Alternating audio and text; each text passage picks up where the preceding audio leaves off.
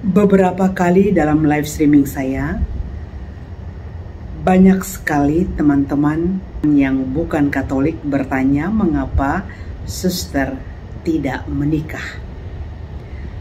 Saya telah menjawabnya, tetapi baiklah saya membuat video ini supaya ketika teman-teman ingin mengetahui jawaban kami, mengapa kami para biarawan-biarawati, rohaniwan-rohaniwati, imam, bruder, dan suster tidak menikah, apa sesungguhnya jawaban kami. Baiklah, ini jawaban dari saya, Suster Alexa, BSMC. Pertama, puji dan syukur kepada Tuhan karena kami mendapatkan rahmat panggilan seperti yang dahulu pada zaman Yesus diterima oleh 12 murid. Pada waktu itu, setelah Yesus berdoa, Yesus memanggil ke-12 murid. Dalam Injil Markus bab 1 ayat 16-20, di sana tertulis, ketika Yesus sedang berjalan menyusuri danau Galilea, ia melihat Simon dan Andreas, saudara Simon. Mereka sedang menebarkan jala di danau, sebab mereka penjala ikan. Yesus berkata kepada mereka, "Mari, ikutilah aku, dan kamu akan kujadikan penjala manusia." Lalu mereka pun segera meninggalkan jalannya dan mengikuti dia. Inilah peristiwa Yesus memanggil 12 muridnya. Maka kami, imam, bruder, dan suster yang disebut dengan biarawan-biarawati, rohaniwan-rohaniwati, kami mendapatkan rahmat panggilan yang sama seperti yang diterima oleh 12 murid Yesus.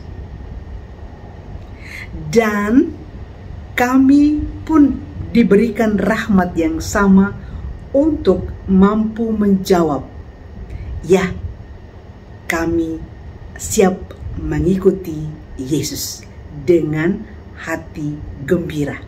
Pilihan kami untuk menjadi imam, bruder, dan suster, kami pilih dalam keadaan sadar, dalam keadaan sukacita, dan dalam kebebasan, tanpa tekanan dari siapapun. Kami tidak memilih jalan hidup ini karena kami kecewa, putus cinta, atau apapun itu. Tetapi kami menjawabnya dengan penuh kesadaran dan penuh kegembiraan. Dan yang penting adalah bahwa keluarga kami, saudara kami, mereka merestui dan mereka mendoakan kami, mendorong kami agar kami setia di dalam jalan panggilan menjadi imam, suster, dan bruder. Hal ini juga diperkuat lagi dalam Injil Matius bab 19 ayat 12. Pertama, ada orang yang tidak dapat kawin karena ia memang lahir demikian dari rahim ibunya. Yang kedua, ada orang yang dijadikan demikian oleh orang lain. Yang ketiga, ada orang yang membuat diri demikian karena kemauannya sendiri oleh karena kerajaan surga. Dan kami termasuk yang ketiga, yakni ada orang yang membuat diri demikian karena kemauannya sendiri demi kerajaan surga. Kami dengan sadar tahu dan mau dan punya kemauan bebas, penuh cinta yang besar kepada Tuhan, mempersembahkan hidup kami untuk kerajaan surga. Dengan demikian, kami tidak punya keturunan.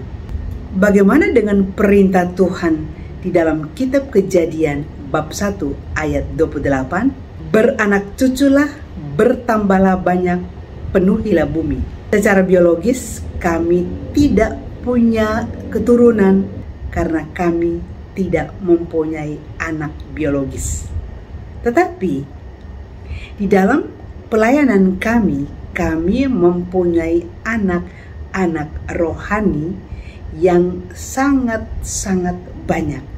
Contohnya seperti saya melayani anak-anak jalanan, anak-anak terlantar di dalam Yayasan Kasih Mandiri Bersinar, pun nanti di kota-kota lain dan juga di daerah-daerah lain lagi, kami mempunyai banyak anak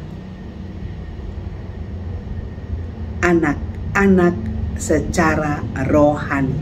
Dan kami mengikrarkan kaul.